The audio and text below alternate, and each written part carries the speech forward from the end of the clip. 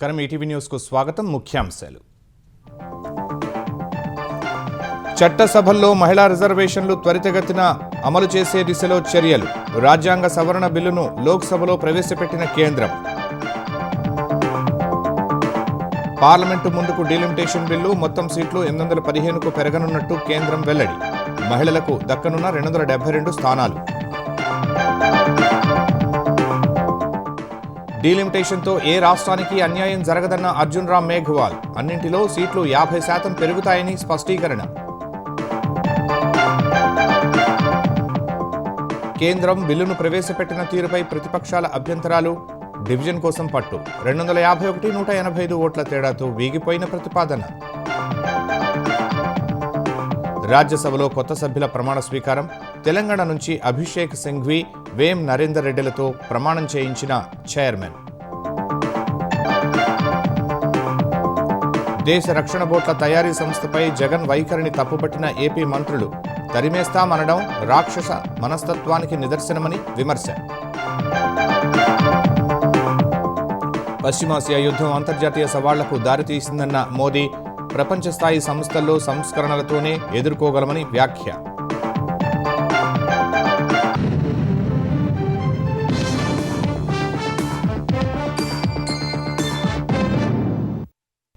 లోక్సభలో సీట్ల పెంపుపై కేంద్ర ప్రభుత్వం స్పష్టత ఇచ్చింది ప్రస్తుతం ఉన్న 543 సీట్లను 50% మేర పెంచి 815 చేయనున్నట్లు లోక్సభలో ప్రకటించింది మహిళలకు 33% రిజర్వేషన్లలో పూర్తి న్యాయం చేయాలన్న ఉద్దేశంతోనే లోక్సభ సీట్ల సంఖ్యను పెంచుతున్నట్లు స్పష్టం చేసింది 815 సీట్లలో మహిళలకు 272 సీట్లు దక్కుతాయని తెలిపింది ఎస్సీ ఎస్టీ స్థానాల్లోనూ మహిళా రిజర్వేషన్లు ఉంటాయని పేర్కొంది దేశంలోని చట్టసభల్లో మహిళలకు 33% రిజర్వేషన్లను వేగంగా అమలు చేయాలనే ఉద్దేశంతో కేంద్ర ప్రభుత్వం 3 కీలక బిల్లులను లోక్సభలో ప్రవేశపెట్టింది మొదట మహిళా రిజర్వేషన్లకు సంబంధించి 131వ రాజ్యాంగ సవరణ బిల్లుపై చర్చ ప్రారంభించిన న్యాయశాఖ మంత్రి అర్జున్ రామ్ మేఘ్వాల్ 33% రిజర్వేషన్లు కల్పించేందుకు ఉద్దేశించిన నారీ శక్తి వందన్ అధినియంను ఇప్పటికే పార్లమెంట్ ఆమోదించిందని గుర్తు చేశారు అయితే ఆ చట్టాన్ని ప్రస్తుత రూపంలోనే ఉంచితే 2029లో మహిళా రిజర్వేషన్లను అమలు చేయలేమని పేర్కొన్నారు 2026 జనగణన ఆధారంగా రిజర్వేషన్లు అమలు చేయాలని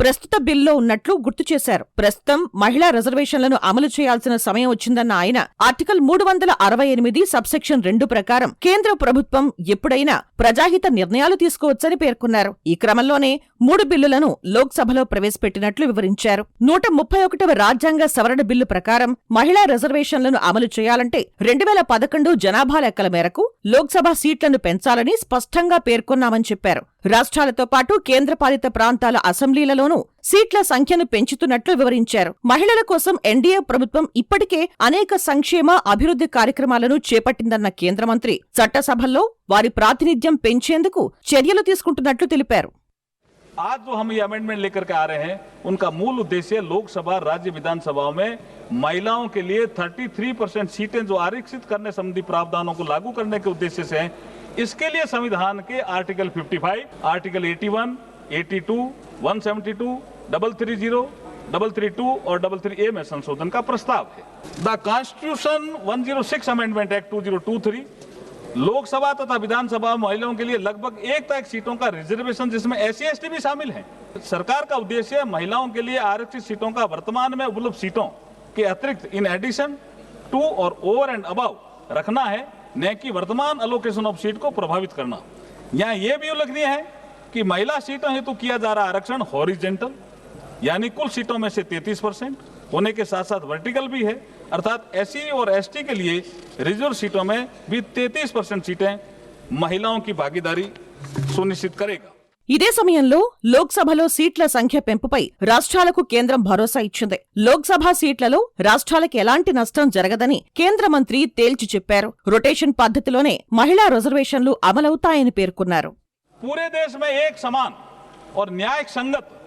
तरीके से महिलाओं के लिए 1/3 सीटों के रिजर्वेशन को प्रभावी बनाने के लिए ये आवश्यक होगा कि लोकसभा में वर्तमान सीटों के अतिरिक्त कुल सीटों की संख्या में समान रूप से 50% की वृद्धि की जाए लोकसभा की वर्तमान सीटों में 50% की वृद्धि की जाती है तो सदन की नई स्ट्रेंथ 815 सदस्यों की होगी इसमें से 272 सीटें महिलाओं के लिए आरक्षित होगी, जो कुल 815 सीटों का 1/3 है।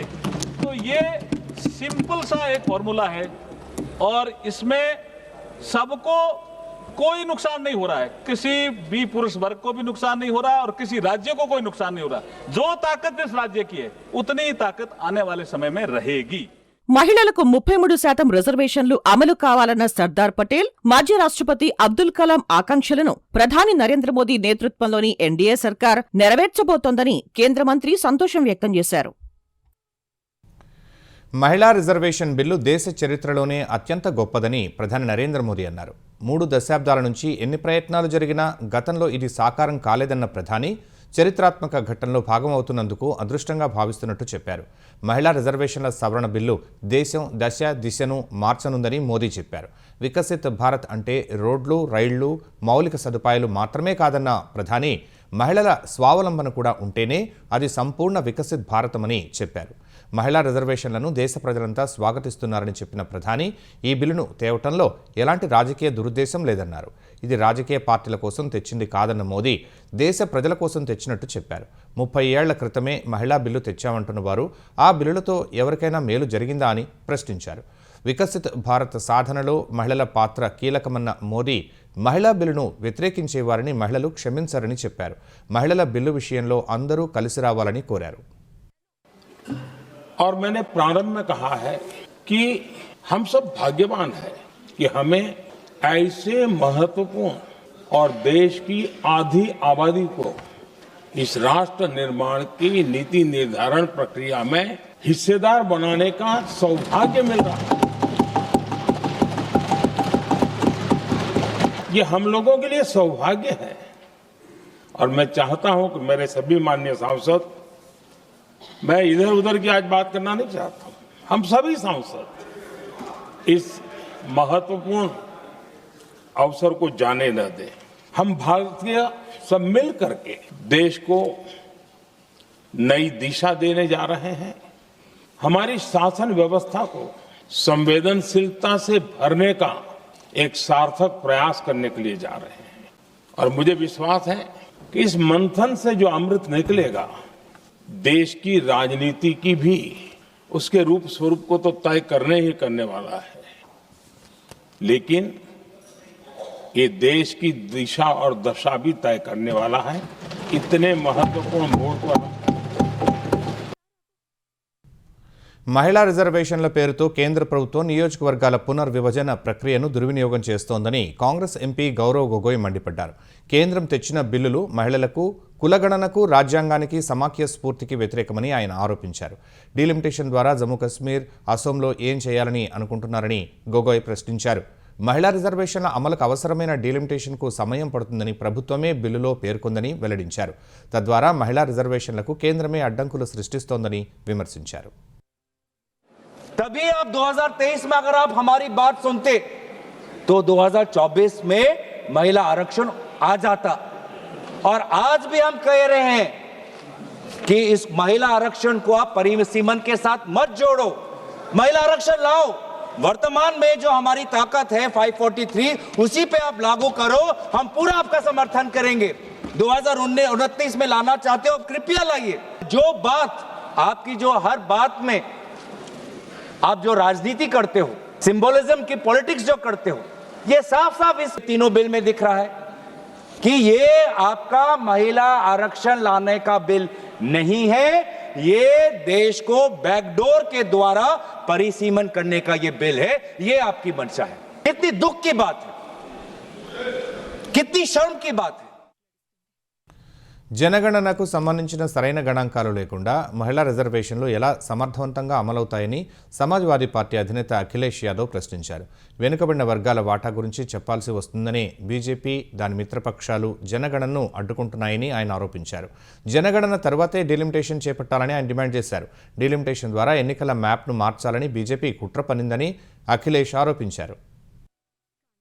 हम महिला आरक्षण के साथ हैं पर उस भाजपाई चालबाजी के खिलाफ हैं जो एक साजिश के तहत की जा रही है। भाजपाई और उनके संगी साथी देश की सबसे बड़ी आबादी के वर्ग मतलब पिछड़े वर्ग की महिलाओं के बारे में चुप्पी साधे बैठे हैं। ये बात अध्यक्ष जी समझ में नहीं आ रहा है, क्योंकि जब हम लोग प्रधानमंत्री जी को सुनते थे तो वो ये कहते थे कि हम पिछड़े वर्ग से आते हैं, हम आप जैसे ही हैं, पिछड़े हैं। लेकिन जब आरक्षण की बात हो रही है तो पिछड़ों की संख्या इसमें कितनी है, हमें उम्मीद है कि सरकार इस पर जरूर बात अपनी रखेगी। ये संशोधन के नाम पर जो जल्दीबाजी दिखा रहे हैं, दरअसल उसके पीछे भाजपाइयों की मंशा है कि जनगणना न करनी पड़े, क्योंकि अगर जनगणना करनी पड़ेगी तो जातिवार आंकड़े भी देने पड़ेंगे और जातिवार आरक्षण भी। ये भाजपा का एक बहुत बड़ा षड्यंत्र है जिसमें जनगणना आधारित परसीमन को नकार कर पिछड़ों का अधिकार लूटा जा रहा है। इसलिए हम चाहते हैं कि पहले जनगणना हो और जनगणना जब आंकड़े सही आ जाएंगे अध्यक्ष महोदय, तब जाकर के डीलिमिटेशन ठीक होगा।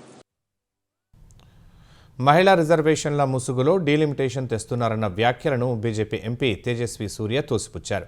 మహిళా బిల్లుపై ప్రతిపక్షాలు కావాలని దుష్ప్రచారం చేస్తున్నాయని విమర్శించారు.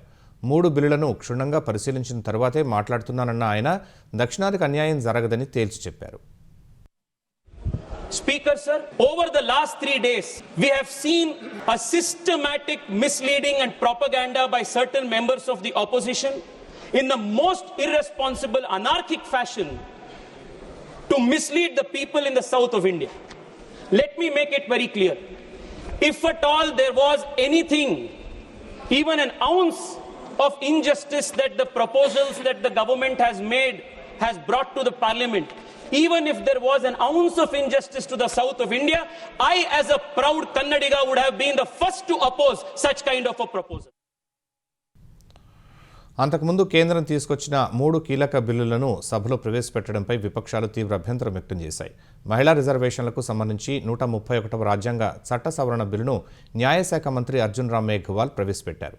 నియోజకవర్గాల పునర్విభజన బిల్లును కూడా సభ ముందుకు తీసుకొచ్చారు. కేంద్రపాలిత ప్రాంతాల చట్టాల సవరణ బిల్లును హోంమంత్రి అమిత్ షా ప్రవేశపెట్టారు. అయితే 131వ రాజ్యాంగ చట్ట సవరణ బిల్లును ప్రవేశపెట్టడాన్ని విపక్షాలు తీవ్రంగా వ్యతిరేకించాయి. బిల్లును వెనక్కు తీసుకోవాలని డిమాండ్ చేశాయి. విపక్షాల ఆరోపణలను హోంమంత్రి అమిత్ షా తోసిపుచ్చారు. అనంతరం రాజ్యాంగ సవరణ బిల్లు ప్రవేశపెట్టాలా వద్దా అనే అంశంపై విపక్షాలు డివిజన్ కోరాయి. ఆ మేరకు జరిగిన ఓటింగ్లో బిల్లు ప్రవేశపెట్టడానికి అనుకూలంగా 251 ఓట్లు, వ్యతిరేకిస్తూ 185 ఓట్లు వచ్చాయి. ఫలితంగా విపక్షాల డివిజన్ వేగిపోయింది. తర్వాత 131వ రాజ్యాంగ సవరణ బిల్లుపై చర్చకు స్పీకర్ అనుమతి ఇవ్వడంతో చర్చ జరుగుతోంది. కేంద్ర ప్రభుత్వం తెచ్చిన మహిళా రిజర్వేషన్ల బిల్లుకు సంపూర్ణ మద్దతు ఇస్తున్నట్లు ఆంధ్రప్రదేశ్ ఉప ముఖ్యమంత్రి జనసేన అధినేత పవన్ కళ్యాణ్ స్పష్టం చేశారు. ఈ మేరకు ఆయన సామాజిక మాధ్యమాల్లో పోస్ట్ చేశారు. మహిళల ప్రపంచ చెస్ ఛాంపియన్షిప్కు అర్హత సాధించిన తొలి భారతీయ మహిళగా ఆర్ వైశాలి చరిత్ర సృష్టించారని పవన్ కళ్యాణ్ ప్రశంసించారు.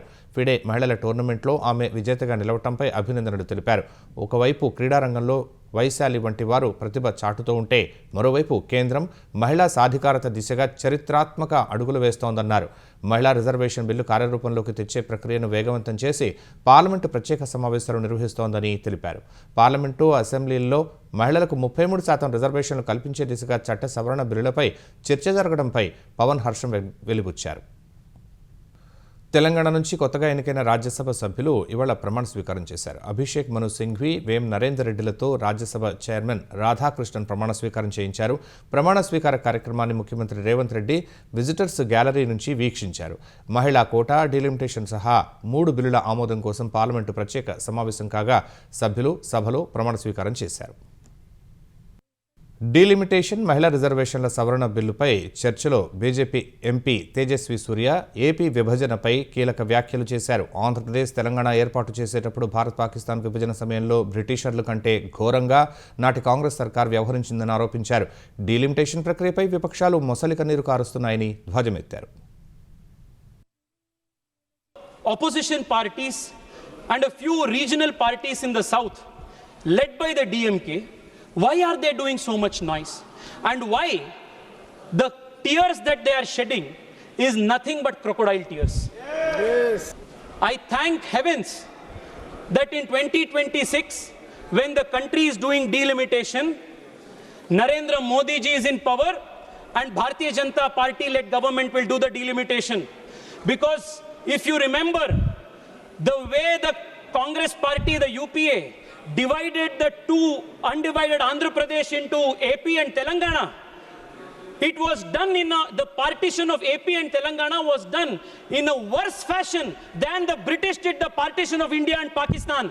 This is the kind of legacy they have, Adhyaksha. దేశ రక్షణకు ఆధునిక బోట్లు తయారు చేసే సంస్థ ఆంధ్రప్రదేశ్కు వస్తే స్వాగతించాల్సింది పోయి జగన్ తరిమేస్తానని చెప్పటం ఏమిటని మంత్రి నారా లోకేష్ మండిపడ్డారు. ఇదేం రాక్షస మనస్తత్వమని నిలదీశారు. మత్స్యకారుల పిల్లలకు 1000కి పైగా ఉద్యోగాలు వస్తాయంటే అడ్డుకుంటానని చెప్పటం సైకోయిజమేనని విమర్శించారు. ఇంత దుర్మార్గపు జగన్మోహన్ రెడ్డి రాష్ట్రానికి ఎందుకని లోకేష్ ప్రశ్నించారు. 5 ఏళ్లు నిధులు బిల్లులు ఇవ్వకుండా జువ్వలదిన్నే హార్బర్ను అడ్డుకుని మత్స్యకారుల పొట్టకొట్టిన వ్యక్తి జగన్ అని మంత్రి కొల్లు రవీంద్ర దుయ్యబట్టారు. మత్స్యకారుల జీవనోపాధిని దెబ్బకొట్టేలా జగన్ తెచ్చిన జీవో నంబర్ 217ను రద్దు చేశామని చెప్పారు. స్పీడ్ బోట్ల ద్వారా తమిళనాడు బోట్లను పట్టుకుంటే దానిపై జగన్ దుష్ప్రచారం చేస్తున్నారని మండిపడ్డారు. దేశ రక్షణపై అవగాహన ఉంటే సాగర్ డిఫెన్స్ ఇంజనీరింగ్ సంస్థను తరిమేస్తారని జగన్ అనలేరని మంత్రి రవీంద్ర పేర్కొన్నారు. ఈ దేశ రక్షణ కోసం కేంద్ర ప్రభుత్వం ఏర్పాటు చేస్తున్నటువంటి ఈ డిఫెన్స్ సంస్థని వెళ్ళగొడతానని చెప్పి మాట్లాడతారు. తల్లిని నెలగొట్టావు, చెల్లి అంటే ప్రేమ లేదు, చెల్లిని నెలగొట్టావు, సొంత బాబాయిని వేసేసావు. చివరికి దేశం అంటే కూడా భక్తి లేనటువంటి ఒక దుర్మార్గమైనటువంటి ఆలోచన ఉన్నటువంటి వ్యక్తి జగన్మోహన్ రెడ్డి. ఈ రాష్ట్ర ప్రజలు నీ మీద విశ్వాసం లేదు కాబట్టి 161 సీట్ల నుంచి 11 సీట్లకు దిగజార్చారు. ఇవాళ సాగర్ డిఫెన్స్ సంస్థ లాంటిది వస్తే కొన్ని వేల మందికి అక్కడ ఎంప్లాయ్మెంట్ వస్తుంది. కొన్ని వేల మంది మత్స్యకారులు దాంట్లో ఉద్యోగస్తులుగా మారడం నీకు ఇష్టం లేదా? అంటే ఇవాళ మత్స్యకారులకి దగా చేసి నువ్వు ఇవాళ అక్కడికి వెళ్ళి ముసలి కన్నీరు కారుస్తావా? నీలాంటి అరాచక శక్తుల్ని ఎవ్వరూ కూడా ప్రజాస్వామ్యంలో ఇనమడింపరు, దాంట్లో సమస్య లేదు. తెలుగుదేశం పార్టీ కార్యనిర్వాహక అధ్యక్షుడిగా ఎన్నికైన నారా లోకేష్కు జనసేన అధినేత ఉప ముఖ్యమంత్రి పవన్ కళ్యాణ్ అభినందనలు తెలిపారు. టీడీపీ జాతీయ ప్రధాన కార్యదర్శిగా సేవలు అందించిన లోకేష్ కొత్త బాధ్యతల్లో సఫలీకృతులు కావాలని ఆకాంక్షించారు. కూటమి స్ఫూర్తిని ఆయన సమర్థంగా కొనసాగిస్తారని పవన్ కళ్యాణ్ ఆశాభావం వ్యక్తం చేశారు. తనకు శుభాకాంక్షలు తెలిపిన పవన్ కళ్యాణ్కు నారా లోకేష్ ధన్యవాదాలు చెప్పారు. పవన్ ఆశీస్సులతో కూటమి స్ఫూర్తి మరింత స్నేహపూర్వకంగా సమన్వయంతో రాష్ట్ర ప్రగతి ప్రజా సంక్షేమం లక్ష్యంగా కొనసాగుతుందన్నారు. తమ్ముడిగా తనపై పెట్టుకున్న నమ్మకాన్ని నిలబెట్టుకుంటారని చెప్పారు. లోకేష్ అన్ని విధాలా తెలుగుదేశం పార్టీని ముందుకు నడిపిస్తారని మంత్రి గొట్టిపాటి రవి విశ్వాసం వ్యక్తం చేశారు. కార్యకర్తల సంక్షేమ నిధి, ఇన్సూరెన్స్ సహా ఎన్నో కీలక సంస్కరణలకు ఆయన శ్రీకారం చుట్టారని మంత్రి గుర్తు చేశారు. చాలా పెద్ద ఎత్తున పోటీ సభ్యత్వాలు కలిగిన పార్టీ దేశంలో ఏదన్నా ఉందంటే అది లోకేష్ గారి వల్లే సాధ్యమైంది. ఆ రోజు మెంబర్షిప్ చేర్పించడంలో కానీ, పార్టీని ముందుకు నడిపించడంలో కానీ, పార్టీ కార్యక్రమాలు కానీ, ఇంకా ఆయన నిర్ణయాలతోటి ప్రతి జిల్లాలో కూడా పార్టీ కార్యాలయాలు కట్టాలని, ఇట్లాంటి పార్టీకి సంబంధించి ప్రతి రోజు కూడా ఎవరో ఒక మంత్రి వెళ్ళి పార్టీ ఆఫీసులో ఉండి ప్రజలకు సేవ చేయాలి, ప్రతి కాన్స్టిట్యూన్సీలు కూడా ప్రజలకు అందుబాటులో ఉండాలి, ఇట్లాంటి నూతనమైన నిర్ణయాలు తీసుకొని ఉత్తేజంతో పార్టీ కేటర్ని ముందుకు తీసుకొని వెళ్తున్నారు. రాబోయే రోజుల్లో దేశంలో ఎక్కడ లేని విధంగా ప్రాంతీయ పార్టీ ఏ విధంగా నడపాలో అంతకంటే గొప్పగా నడుపుకుంటూ ఇవాళ లోకేష్ గారు ముందుకు తీసుకెళ్తున్నారు. ఆయన కూడా మరొకసారి శుభాకాంక్షలు తెలియజేసుకుంటూ నూతన కమిటీకి అందరం కూడా మరొకసారి శుభాకాంక్షలు తెలియజేసుకుంటారు. ఏపీఎస్ఆర్టీసీ ఉద్యోగులకు కూటమి ప్రభుత్వం తీపి కబురు అందించింది. స్టాఫ్ రిటైర్మెంట్ బెనిఫిట్ స్కీమ్ ఎస్ఆర్బీఎస్ నిధులు వాపసు చేసేందుకు నిధులు విడుదల చేసింది. ఏపీఎస్ఆర్టీసీలోని ఎస్ఆర్బీఎస్ సభ్యులు పొదుపు చేసిన ఆర్టీసీ ఉద్యోగుల డబ్బు వాపసు చేయనుంది. 2030 మే నెల వరకు రిటైర్ అయ్యే ఉద్యోగులకు చెల్లింపులు చేయాలని నిర్ణయించింది. ఈ మేరకు 8,450 మంది ఆర్టీసీ ఉద్యోగులకు 75 కోట్ల రూపాయలు ప్రభుత్వం విడుదల చేసింది. రిటైర్ అయిన తరువాత పింఛన్ కోసం ఎస్ఆర్బీఎస్ను ఏర్పాటు చేసుకున్న ఆర్టీసీ ఉద్యోగులు నెల నెలా కొంత మొత్తాన్ని పొదుపు చేసుకునేవారు. ప్రభుత్వంలో విలీనం అనంతరం ఎస్ఆర్బీఎస్ను నాటి వైసీపీ ప్రభుత్వం రద్దు చేసింది. ఈ నిర్ణయం తర్వాత తాము పొదుపు చేసిన మొత్తం తిరిగి ఇవ్వాలని ఉద్యోగులు కోరగా ప్రభుత్వం చర్యలు తీసుకుంది. ప్రభుత్వ నిర్ణయంపై ఆర్టీసీ కార్మిక పరిషత్ నేతలు కూటమి ప్రభుత్వానికి ధన్యవాదాలు తెలిపారు. పల్నాడు జిల్లా ముప్పాళ్ల మండలం తొండపి గ్రామంలో దారుణం జరిగింది. భార్యపై అనుమానంతో భర్త గొడ్డలితో దాడి చేశాడు. లక్ష్మయ్య అనే వ్యక్తి ఈ దారుణానికి పాల్పడ్డాడు. దాడిలో భార్య భూలక్ష్మి కాలు తెగిపడింది. పరిస్థితి విషమంగా ఉండడంతో ఆమెను ఆసుపత్రికి తరలించారు. బాధితురాలు ప్రస్తుతం ఆసుపత్రిలో చికిత్స పొందుతోంది. నరికిన కాలును సంచిలో వేసుకుని భర్త లక్ష్మయ్య పోలీసులకు లొంగిపోయాడు. పోలీసులు కేసు నమోదు చేసి దర్యాప్తు చేస్తున్నారు. మా అమ్మని హాస్పిటల్కి తీసుకెళ్దామని తానం చేయి తలుపు లోపలికి వెళ్ళా. తలుపు అమ్మటి గొడ్డలు తీసుకొని ఉన్నాడు. నేను అడిగేయగానే నా 2 కళ్ళ మీద నరికేశాడు. నేను బయటకు రాబోతుంటే గడిపెట్టాడు గేట్కేను బయట. నేను మిషన్ కుట్టుకున్న బిడ్డలు పోషించుకుంటున్నా, వాడు అనుమానంతో ఇలా చేశాడండి. దేశీయ దిగ్గజ కళ్లజోళ్ల సంస్థ లెన్స్కార్ట్లో ఉద్యోగుల డ్రెస్ కోడ్కు సంబంధించి తీవ్ర వివాదం రేగింది. మహిళా ఉద్యోగులు బొట్టు, కుంకుమ, పురుషులు తిలకం పెట్టుకోరాదని సంస్థ గ్రూమింగ్ పాలసీకి చెందిన డాక్యుమెంట్ సోషల్ మీడియాలో వైరల్ అయింది. చేతికి రక్షాబంధన్ లేదా దారాలు కూడా కట్టుకోకూడదని అందులో ఉంది. అదే సమయంలో హిజాబ్ ధరించవచ్చని పేర్కొన్నారు. ఈ క్రమంలో సంస్థపై తీవ్ర వ్యతిరేకత వ్యక్తమైంది. లెన్స్కార్ట్ ఒక హిందూ వ్యతిరేక సంస్థ అని ఒక వర్గానికే మినహాయింపులు ఇచ్చారని నెటిజన్లు విమర్శించారు. బాయ్కాట్ లెన్స్కార్ట్ అంటూ పిలుపునిచ్చారు. ఈ వివాదంపై లెన్స్కార్ట్ సీఈఓ పీయూష్ బన్సల్ క్షమాపణ చెప్పారు. సోషల్ మీడియాలో ప్రచారంలో ఉన్న డాక్యుమెంట్ పాతదని, ఈ విషయం తన దృష్టికి వచ్చిన వెంటనే ఆ నిబంధనలు సరిచేసినట్టు తెలిపారు. ఈ మార్పు ఫిబ్రవరిలోనే చేసినట్టు వివరించారు. ప్రస్తుతం లెన్స్కార్ట్లో మతపరమైన ఆచారాలపై ఎలాంటి ఆంక్షలు లేవని తెలిపారు. తమ ఉద్యోగులు తమ విశ్వాసాలను, సంస్కృతిని ప్రదర్శించడాన్ని తాము గౌరవిస్తామని పోస్ట్ చేశారు. ఆంధ్రప్రదేశ్ తీర ప్రాంతంలో అసాంఘిక శక్తుల నుంచి ఎదురయ్యే ముప్పును ఎదుర్కోవటమే లక్ష్యంగా నిర్వహించిన సాగర్ కవచ్ కసరత్తు విజయవంతంగా జరిగింది. మెరైన్ పోలీసులు, కోస్ట్ గార్డ్, నేవీ ఆధ్వర్యంలో సాగర్ కవచ్ అభ్యసనాన్ని శ్రీకాకుళం జిల్లా బారువా నుంచి తిరుపతి జిల్లా శ్రీహరికోట వరకు 2 రోజులు నిర్వహించారు. 1054 కిలోమీటర్ల ఆంధ్రప్రదేశ్ సాగర తీరం వెంబడి సుమారు 1750 మంది పోలీసు సిబ్బంది ఈ కసరత్తులో పాల్గొన్నారు. ఈ ఎక్సర్సైజ్లో ఆంధ్రప్రదేశ్ తీరం వెంబడి 14 చోట్ల బాంబులు పెట్టడానికి రెడ్ ఫోర్స్ ప్రయత్నించగా బ్లూ ఫోర్స్ సిబ్బంది సమర్థవంతంగా నిలువరించారు. సాగర తీరంలో భద్రతాపరంగా ఉన్న లోపాలను సరిచేసి బలోపేతం చేయటమే ఈ కార్యక్రమం ముఖ్య ఉద్దేశమని అధికారులు తెలిపారు. యుద్ధం కారణంగా ప్రపంచ దేశాల్లో అనిశ్చితి నెలకొందని ప్రధాని నరేంద్ర మోదీ అన్నారు. ఉక్రెయిన్, పశ్చిమాసియా ప్రాంతాల్లో శాశ్వతమైన శాంతి నెలకొనాలని ఆకాంక్షించారు. భారత్ పర్యటనకు వచ్చిన ఆస్ట్రియా ఛాన్సలర్ క్రిస్టియన్ స్టాకర్తో మోదీ సమావేశమయ్యారు. ద్వైపాక్షిక అంశాలు సహా అంతర్జాతీయ పరిణామాలపై ఇరువురు చర్చించారు. అనంతరం మాట్లాడిన మోదీ అంతర్జాతీయ సవాళ్లను సమర్థంగా ఎదుర్కోవాలంటే ప్రపంచ స్థాయి సంస్థల్లో సంస్కరణలు అత్యవసరమని చెప్పారు.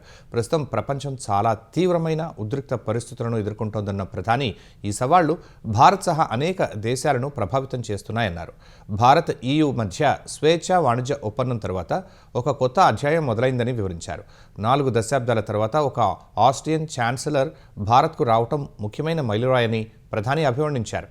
ఈ పర్యటనతో భారత్ ఆస్ట్రియా సంబంధాలు కొత్త పుంతలు తొక్కుతుందని మోదీ ఆశాభావం వ్యక్తం చేశారు. आज पूरा विश्व एक बहुत ही गंभीर और तनावपूर्ण स्थिति में गुजर रहा है और इसका प्रभाव हम सभी पर पड़ रहा है. यूक्रेन हो या वेस्ट एशिया, हम एक स्टेबल, सस्टेनेबल और लास्टिंग पीस का समर्थन करते हैं. बढ़ते ग्लोबल चैलेंजेस के समाधान के लिए ग्लोबल इंस्टीट्यूशन का रिफॉर्म अनिवार्य और आतंकवाद को जड़ से मिटाना हमारी साझी प्रतिबद्धता है. దాదాపు 34 ఏళ్ల విరామం తర్వాత ఇజ్రాయెల్, లెబనాన్ దేశాల అగ్రనేతలు చర్చలు జరపనున్నట్టు అమెరికా అధ్యక్షుడు డొనాల్డ్ ట్రంప్ ప్రకటించారు. ఇది పశ్చిమాసియాలో ప్రాంతీయ శాంతికి ఒక ముఖ్యమైన మైలురాయిగా ట్రంప్ అభివర్ణించారు. ఇజ్రాయెల్, లెబనాన్ మధ్య నెలకొన్న ఉద్రిక్తతలను తగ్గించి కొంత ఉపశమనం కలిగించే ప్రయత్నం చేస్తున్నట్టు ట్రంప్ ట్రూత్ సోషల్లో తెలిపారు. ఈ చర్చలు రేపే జరగనున్నట్టు ఆ పోస్టులో ట్రంప్ తెలిపారు. ఇజ్రాయెల్, లెబనాన్ దేశాల మధ్య కొన్ని దశాబ్దాల నుంచి దౌత్య సంబంధాలు అత్యంత ఉద్రిక్తంగా ఉన్నాయి. 1990 తర్వాత అగ్రనేతల స్థాయిలో చర్చలు జరగడం ఇదే తొలిసారి కాగా ఈసారి ఇజ్రాయెల్ ప్రధాని బెంజమిన్ నెతన్యాహు, లెబనాన్ అధ్యక్షుడు జోసెఫ్ ఔన్ మధ్య చర్చలు జరిగే అవకాశం ఉన్నట్టు విశ్లేషకులు భావిస్తున్నారు. హెజ్బుల్లా సాయుధ గ్రూప్తో ఇజ్రాయెల్ పోరాడుతున్న వేళ జరుగుతున్న ఈ చర్చలు కాల్పుల విరమణకు, ప్రాంతీయ స్థిరత్వానికి మార్గం సుగమం చేస్తాయని భావిస్తున్నారు. అమెరికా విదేశాంగ మంత్రి మార్కో రూబియో ఆధ్వర్యంలో ఇరు దేశాల ప్రతినిధులు ఇప్పటికే వాషింగ్టన్లో ప్రాథమిక చర్చలు జరిపారు. పశ్చిమాసియాలో ఉద్రిక్తతల వేళ రష్యా చమురు కొనుగోలు చేసేందుకు ఆంక్షలను సడలించిన అమెరికా ఈ సడలింపులను పొడిగించబోమని స్పష్టం చేసింది. రష్యా, ఇరాన్ చమురుపై గతంలో ఇచ్చిన సడలింపులను పునరుద్ధరించబోమని అమెరికా ఆర్థిక మంత్రి స్కాట్ బెసెంట్ వెల్లడించారు. మార్చి 11 కంటే ముందు సముద్ర మార్గంలో ఉన్న చమురును విక్రయించుకోవటానికి ఇచ్చిన గడువు ముగిసిందని, ఇకపై కొత్తగా మినహాయింపులుండవని ఆయన పేర్కొన్నారు. ప్రపంచవ్యాప్తంగా చమురు సరఫరాలో ఏర్పడిన అంతరాయాలను దృష్టిలో పెట్టుకుని ఇరాన్, రష్యా నుంచి చమురు కొనుగోలు విషయంలో ఉన్న ఆంక్షలను అమెరికా సడలించింది. ఈ కాలంలో భారతీయ రిఫైనరీలు దాదాపు 30 మిలియన్ బ్యారెళ్ల రష్యన్ చమురు కోసం ఆర్డర్లు ఇచ్చినట్లు నివేదికలు ఉన్నాయి. అయితే ఇరాన్పై ఒత్తిడిని కొనసాగించాలనే ఉద్దేశంతో రష్యా, టెహ్రాన్కు సంబంధించిన మినహాయింపులను అమెరికా నిలిపివేసింది. ఈ నిర్ణయం భారత్ సహా పలు దేశాలపై ప్రభావం చూపే అవకాశం ఉంది. ఉక్రెయిన్పై రష్యా భీకరంగా విరుచుకుపడుతోంది. రాజధాని కీవ్ సహా ఒడెస్సా, దినిప్రో నగరాలపై రష్యా సైన్యం చేసిన దాడుల్లో 16 మంది ప్రాణాలు కోల్పోయారు. మరో 80 మందికి పైగా గాయపడ్డారు. కీవ్లోని నివాస ప్రాంతాలపై 3 విడతలుగా క్షిపణులు పడగా 12 ఏళ్ల బాలుడు సహా 4 చనిపోయారు. సముద్ర తీర నగరమైన ఒడెస్సాలోని అనేక లక్ష్యాలను రష్యా డ్రోన్లు, క్షిపణులు తాకాయి. ఇక్కడ 9 మంది ప్రాణాలు కోల్పోగా 22 మంది గాయపడినట్టు ఉక్రెయిన్ తెలిపింది. పలు పౌర నివాసాలు, పోర్ట్లు, మౌలిక సదుపాయాలు దెబ్బతిన్నట్లు పేర్కొంది. కీవ్, దినిప్రో, జపోరిజియా, కులేబా వంటి ప్రాంతాలపై రాత్రంతా రష్యా సేనలు 700కు పైగా డ్రోన్లు, డజన్ల కొద్దీ బాలిస్టిక్ క్రూయిజ్ క్షిపణులతో విరుచుకుపడినట్టు ఉక్రెయిన్ తెలిపింది. వాటిలో 660 డ్రోన్లను కూల్చివేశామని వెల్లడించింది. 20 డ్రోన్లు, 12 క్షిపణులు, 26 లక్ష్యాలను తాకడంతో ప్రాణనష్టం జరిగినట్టు ఉక్రెయిన్ సైన్యం తెలిపింది. ఉత్తరప్రదేశ్లోని ప్రయాగ్రాజ్లో ఓ రైలు కింద పడిన వ్యక్తిని చూసేందుకు మరో రైలు దిగిన 4 అనూహ్యంగా ప్రాణాలు కోల్పోయారు. పంచ్దేవ్రా హాల్ట్ ఓవర్ బ్రిడ్జ్ సమీపంలో ఈ ఘటన చోటు చేసుకుంది. తొలుత కల్కా ఎక్స్ప్రెస్ కింద పడి ఒక వ్యక్తి మరణించగా ఆ రైలును అక్కడే నిలిపేశారు. ఏం జరిగిందో తెలుసుకుందామనే కుతూహలంతో కొందరు ప్రయాణికులు పట్టాలపైకి దిగారు. అదే సమయంలో మరో ట్రాక్పై అతివేగంతో వచ్చిన పురుషోత్తం ఎక్స్ప్రెస్ 4 ప్రయాణికులను ఢీకొట్టింది. రైలు వేగానికి అక్కడికక్కడే మృతి చెందారు. ముఖ్యాంశాలు మరోసారి. చట్టసభల్లో మహిళా రిజర్వేషన్లు త్వరితగతిన అమలు చేసే దిశలో చర్యలు. రాజ్యాంగ సవరణ బిల్లును లోక్సభలో ప్రవేశపెట్టిన కేంద్రం. పార్లమెంటు ముందుకు డీలిమిటేషన్ బిల్లు, మొత్తం సీట్లు 815కు పెరగనున్నట్టు కేంద్రం వెల్లడి. మహిళలకు దక్కనున్న 272 స్థానాలు. డీలిమిటేషన్తో ఏ రాష్ట్రానికి అన్యాయం జరగదన్న అర్జున్ రామ్ మేఘ్వాల్. అన్నింటిలో సీట్లు 50% పెరుగుతాయని స్పష్టీకరణ. కేంద్రం బిల్లును ప్రవేశపెట్టిన తీరుపై ప్రతిపక్షాల అభ్యంతరాలు. డివిజన్ కోసం పట్టు. 251, 185 ఓట్ల తేడాతో వీగిపోయిన ప్రతిపాదన. రాజ్యసభలో కొత్త సభ్యుల ప్రమాణ స్వీకారం. తెలంగాణ నుంచి అభిషేక్ సింఘ్వి, వేం నరేందర్ రెడ్డిలతో ప్రమాణం చేయించిన చైర్మన్. దేశ రక్షణ బోట్ల తయారీ సంస్థపై జగన్ వైఖరిని తప్పుపట్టిన ఏపీ మంత్రులు. తరిమేస్తామనడం రాక్షస మనస్తత్వానికి నిదర్శనమని విమర్శ. పశ్చిమాసియా యుద్ధం అంతర్జాతీయ సవాళ్లకు దారితీసిందన్న మోదీ. ప్రపంచ స్థాయి సంస్థల్లో సంస్కరణలతోనే ఎదుర్కోగలమని వ్యాఖ్య.